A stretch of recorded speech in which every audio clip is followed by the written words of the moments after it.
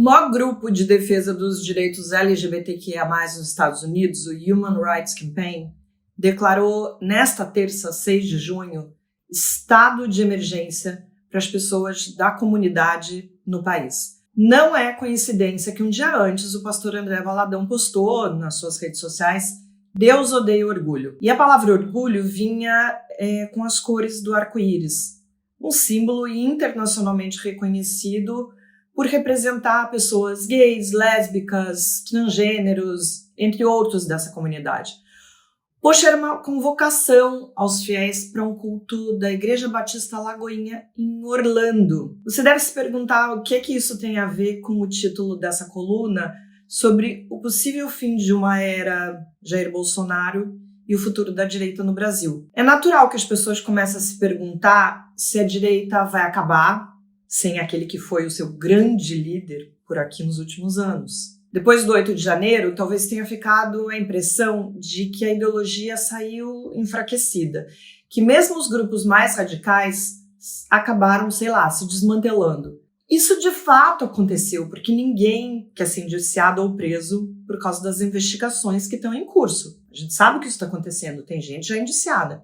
Todos os sinais parecem apontar nessa direção, de uma direita, mas principalmente de uma extrema-direita desempoderada. Dá pra gente usar essa palavra? Essa semana, por exemplo, Deltan Dallagnol teve seu mandato de deputado cassado. Mais um sinal de revés para a Lava Jato, que embalou muitas das figuras que surgiram na política nos últimos anos com essa bandeira anticorrupção, incluindo o próprio Jair Bolsonaro, né? Todo mundo se lembra que até então ele era um deputado chulé, do baixo clero, de quem a maioria de nós nunca tinha ouvido falar. Eu tenho lido algumas pessoas otimistas com todos esses acontecimentos, apostando que a extrema-direita vai voltar a ser insignificante, porque a gente sabe que ideias fascistas nunca desaparecem por completo, ficam ali adormecidas durante um tempo para depois voltar a dar as caras.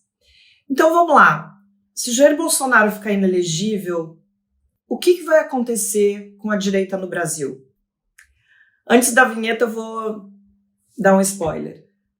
Não é tão simples assim. Bruno, agora a vinheta.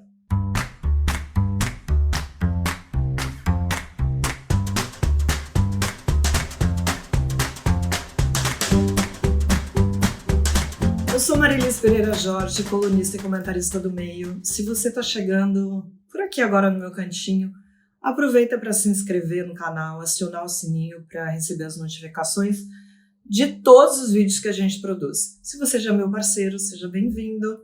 Já deixa um like aqui para esse vídeo chegar a mais gente e o Meio continuar a produzir conteúdo de qualidade.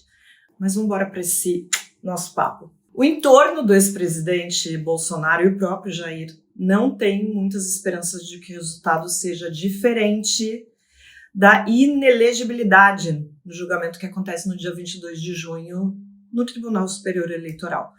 Só para a gente refrescar a memória, ele responde por abuso de poder e uso indevido dos meios de comunicação naquela reunião com os embaixadores em que ele atacou o sistema eleitoral. Isso foi em julho do ano passado. A previsão é de que os ministros terminem de votar lá pelo dia 29.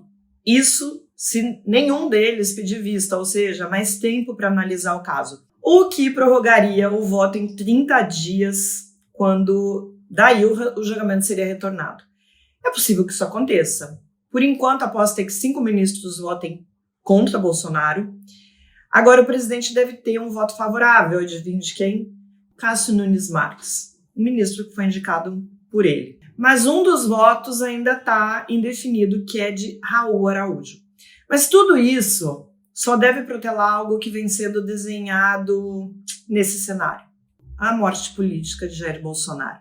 Ele ficaria 8 anos sem poder se candidatar a nenhum cargo. 8 anos, gente, é muita coisa. Ainda mais na velocidade que a política vem mudando. Bolsonaro vai confirmar algo que a gente está vendo desde que ele perdeu a eleição.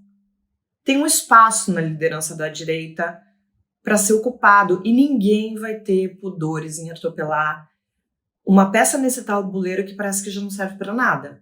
Sabe aquele ditado, rei morto, rei posto? Pois é. Vocês podem perceber que até o momento, os políticos de direita ainda reverenciam o Bolsonaro, mas eu acho que é só uma questão de tempo para que vários nomes comecem aí a se apresentar nesse ringue. E é nesse momento que vai acabar essa falsa impressão de calmaria que a gente está vivendo desde o começo do ano, com poucos incidentes, com um ou outro parlamentar quebrando o decoro, mas sem aquela baderna, aquelas ameaças constantes que a gente estava vivendo. Mas é fácil perceber que é só uma trégua, é só uma questão de tempo. O fenômeno Bolsonaro não aconteceu só no Brasil.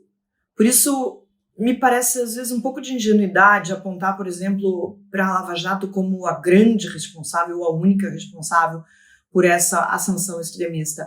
É um fenômeno mundial, é uma resposta a várias desigualdades que vêm sendo combatidas. A gente está falando de igualdade de gênero, desigualdades sociais, racismo, homofobia, todas essas questões que passaram a ter mais visibilidade, que passaram a ser debatidas, que entraram no noticiário para não mais sair. Todas essas demandas diminuem o protagonismo daqueles que estavam acostumados a estar sempre no poder. Era de se esperar que o efeito fosse esse backlash que a gente está vendo. Eu usei a palavra em inglês porque é a mesma coisa que está acontecendo nos Estados Unidos, por exemplo, e até com mais força do que por aqui. Retaliação, vingança. Essa extrema-direita americana, como a brasileira, quer emparedar as minorias para que elas voltem a ser tratadas como sempre foram tratadas.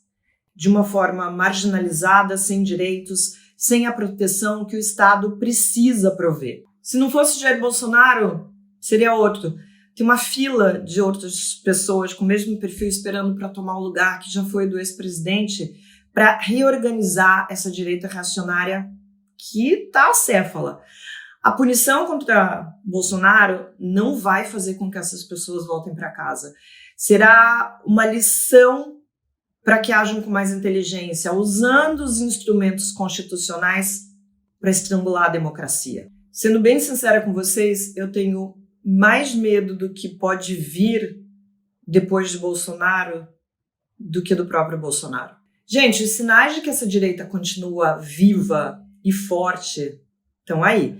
São esses como que eu dei no começo do vídeo.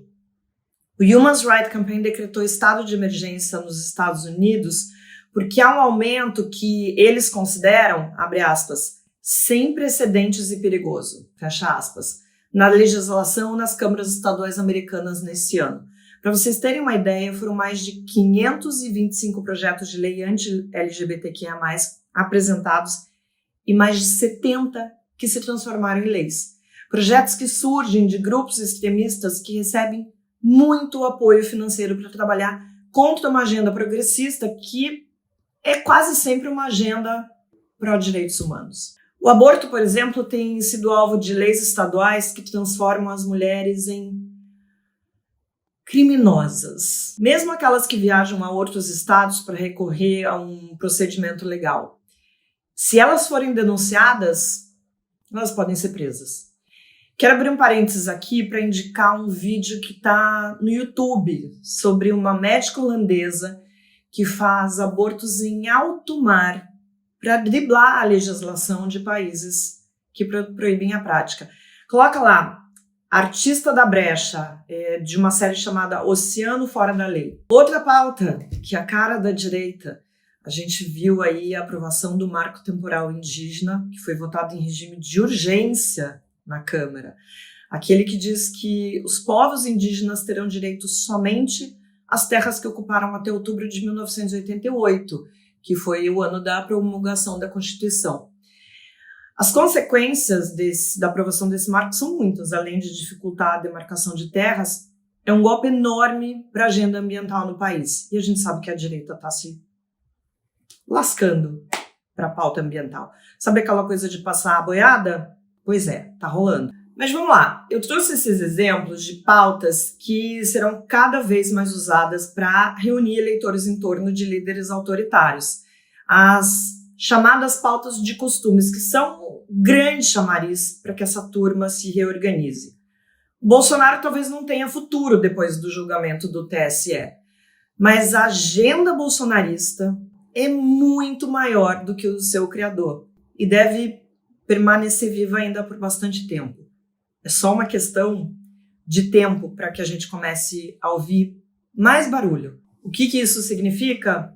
Manifestações nas ruas, ataques às instituições, pedidos de impeachment, sim, a gente vai ver isso, enfrentamento aos direitos humanos. Eu tô sendo muito pessimista? Pois olha, pessoal, eu prefiro me manter pessimista e ser positivamente surpreendida lá no futuro do que ao contrário. Nossa, que vídeo levinho para uma véspera de feriado, né? Mas ó, me assistam, vai. E assistam esse videozinho que eu indiquei, que é curtinho, são 10 minutos só. E depois comentem aí o que vocês acharam, tá? Um beijo e até!